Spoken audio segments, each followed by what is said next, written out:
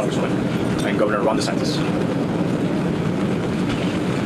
Well, I had a chance to meet with a number of the urban search and rescue teams today, and as I have seen them, of course, over the last many days, but they've been going at it for over 100 hours straight. When there's danger, they run towards it. They obviously shepherded a lot of people to safety initially, and they have been every minute of every day since the building collapsed trying to identify survivors. They're putting themselves at risk in order to do that, not only because you could have additional collapse, you've had deep-seated fires that they've had to fight.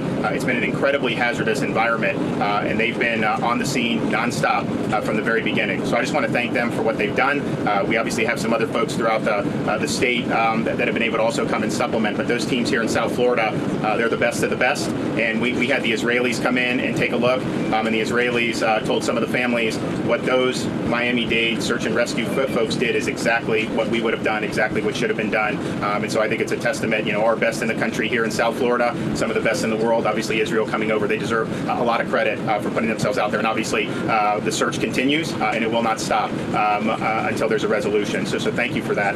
We're also working in conjunction with FEMA as well as in conjunction with both local government and private organizations to bring relief services to the family members, and that involves relocation assistance, it involves things like mental health counseling, and we have folks, we beef that up here on the ground, and what we want to do is, working with FEMA, identify all the families, get them registered face-to-face, which FEMA is doing and is doing a good job of, and be able to provide these services. I have the head of Volunteer Florida is on the ground to help coordinate with all the great volunteer organizations. The outpouring with the charitable donations has been incredible, millions of dollars, and I think there's going to be millions of more. So it's a testament to this community here in Surfside, as well as the greater Miami-Dade area, and as well as Florida and the United States, because people from all across the country have been involved in that. So those recovery efforts from the family of helping them get back on their feet, helping them cope with trauma, that's going to be ongoing. And this is something that's going to require community involvement, local government, state government, and FEMA for a while, and we're in that for the long haul. The final thing is, of course, rescue number one,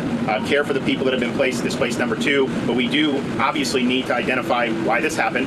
I was able to meet with the NIST folks today, and they were created after 9/11. They've done a handful of really thorough investigations since their creation. 9/11, they did Joplin, Missouri from the tornadoes. They're doing Hurricane Maria in Puerto Rico. They did a Rhode Island nightclub fire that happened almost 20 years ago, and so they've never done just a straight building collapse that wasn't involved with either hazards or terrorism, and so this is going to be something that's important. It is something that's going to be very thorough, and it is something that is not going to happen in a day or two. This is going to take a long time. That's the time horizon they work on, and I understand that. What I've told Mayor Burkett in Surfside, as well as Mayor Cava, because Surfside has retained people to look in, and then obviously Miami-Dade with the state attorney, they're doing an investigation. I think those investigations may be able to provide us with some information maybe a little sooner than NIST, and I think that's important because if there are things that need to be done at the state level, we obviously would want to get information as soon as possible. And so we pledge at the state, if they need support from engineers, from experts, whatever we need, whether it's Surfside, Miami-Dade, we're here to help. I think the people of Florida want to understand how could this happen,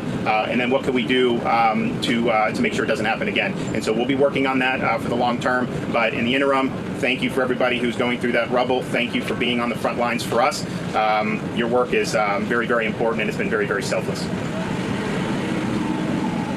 Thank you, Governor. And now Lieutenant Governor Jeanette Lewis. Thank you. Good morning. I'll reiterate what the governor said in Spanish.